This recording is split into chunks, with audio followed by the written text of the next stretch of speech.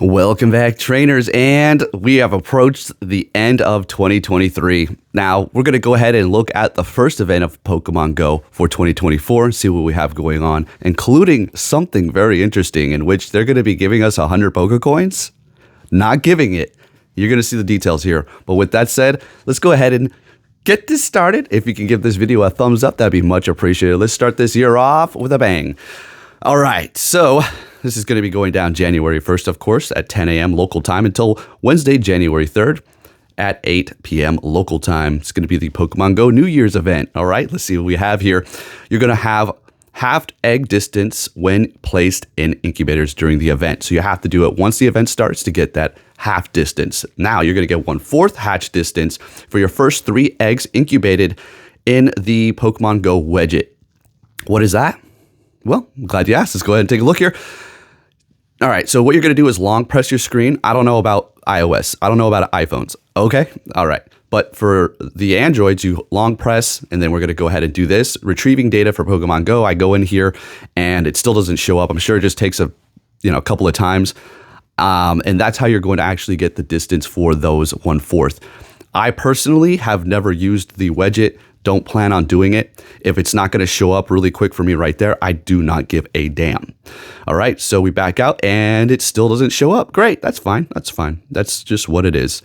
Anyways, moving on here, that's how you do that. So hopefully you can get that going there for you. We're going to see a new costume Pokemon, which is going to be Jigglypuff with a bow. It can be shiny as well, so that's going to be nice. I personally do have a 100% Wigglytuff completely maxed out. Okay, so cool. It fits Jigglypuff pretty nice with that bow on there, Anyways, spawns. What are we going to see here? The following Pokemon will be appearing more frequently. So you're going to be seeing the Jigglypuff with the ribbon, Hoot with the New Year's hat, as well as it can be shiny too. And then Darumaka with no costume, just straight up can be shiny, right?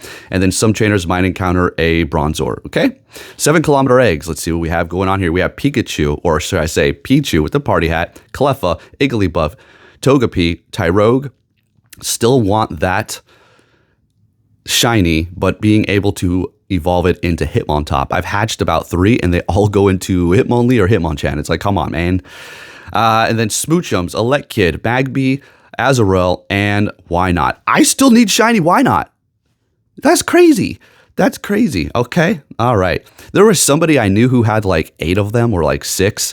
I was like, hey, do you think we can trade? They're like, I don't know. It's like, well, okay, just hold on to them forever. Okay, bye, whatever. Okay. Stupid.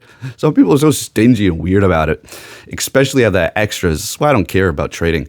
All right, but they want the world in return, right? Yeah, exactly. All right, so you're going to see 1-star raids. The Party Hat Bulbasaur, Party Hat Charmander, Party Hat Squirtle. Not going to say Party Hat, but New Year's Hat, Hoot, and then Party Hat Wurmple. 3-star raids, you're going to see Rattata with the costume, Nidorino with the costume, Gengar with the costume, and Wobbuffet with the costume. All right, and then for the 5-star raids, this is going to be getting pretty good here. You're going to be seeing Buzzwole, Zergatree, and Pheromosa. Buzzwole will be in the Americas and Greenland. Zergatree will be in Asia, Pacific region. And then Pheromosa will be in Europe, Middle East, Africa, and India. Pheromosa gets around, huh? Okay, and then Mega Ampharos will be in the raids too if you're looking for some energy on that. Paid research, you're going to be paying $1. This is the thing where they're going to be giving you 100 Pokecoins. More on that in a second. It's weird.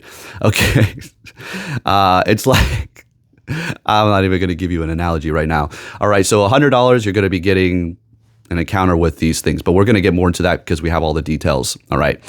And then I'm going to have to say one of the ugliest costume pieces, hats that they have introduced, Darumaka hat.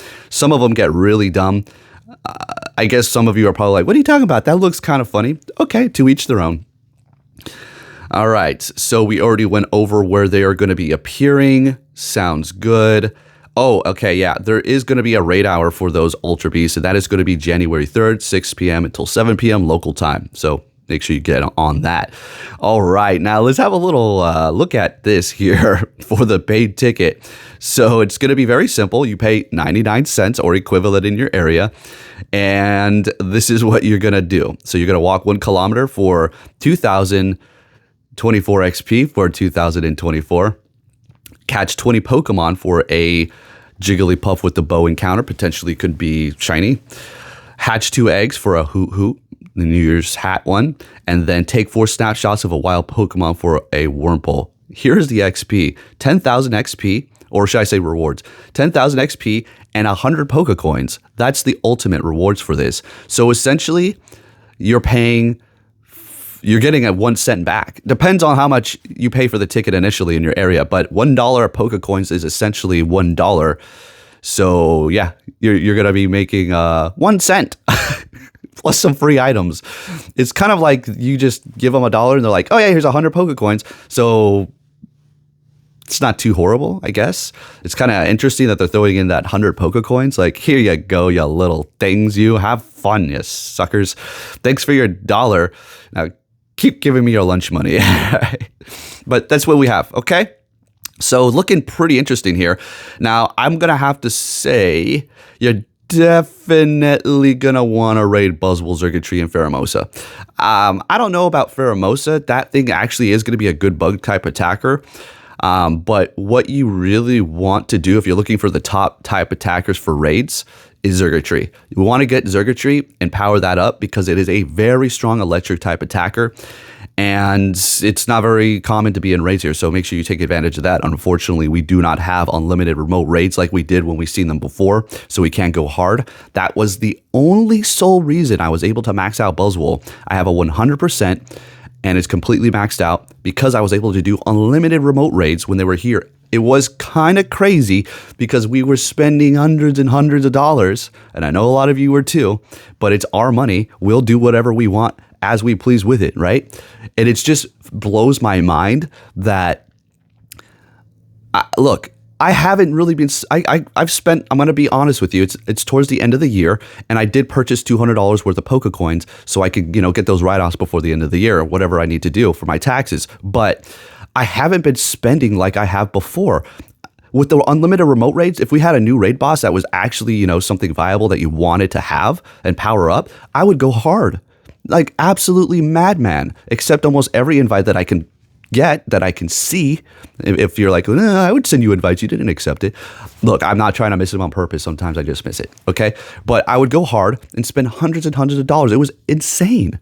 It was to the point where I was thinking to myself, hold on, should I even be spending all this money? Sure, I'm maxing these things out, but we're heading into hundreds of dollars here in a single month for one legendary. Not hundreds for one, but where it can get there.